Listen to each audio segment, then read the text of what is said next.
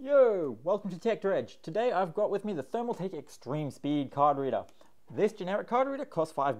The Thermaltake one costs up to 8 times that. So what's the difference?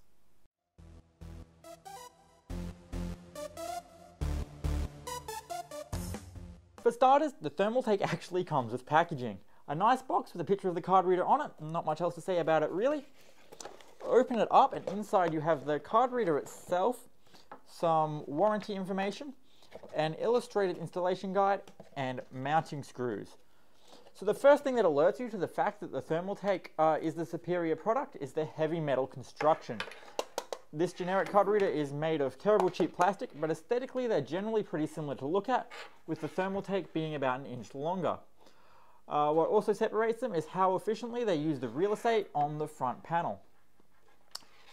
The generic card reader has the 6 main card slots that you will need: M2, micro SD, XD, SD, compact flash, and memory stick. It also has a USB 2 port and some indicator LEDs. The Thermaltake Extreme not only has all 6 card slots, it also has 2 full USB 3 ports, an additional USB 3 charging port for charging your devices, and an eSATA port. That is hands down just much better. An eSATA on the front is an instant deal maker for me.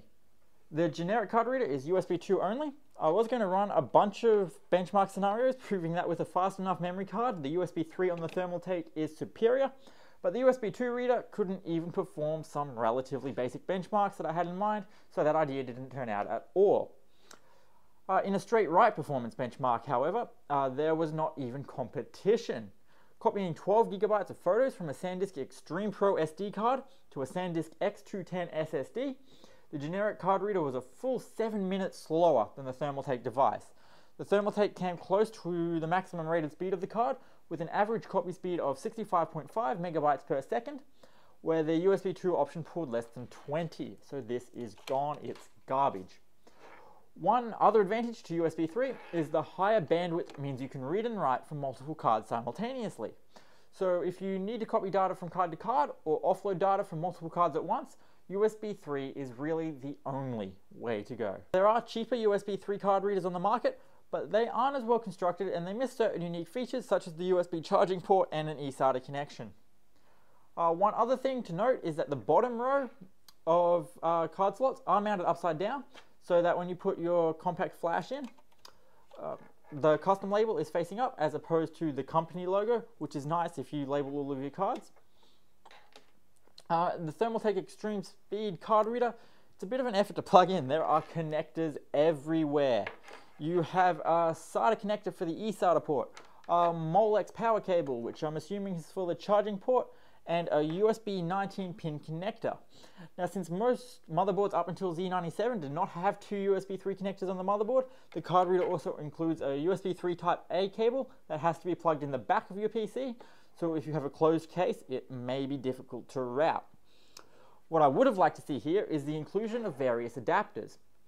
Firstly, a USB Type A to USB internal adapter, so that if you did have 2 or more USB 3 headers on your motherboard, you can convert it so that you don't have to run the cable out the back of your case.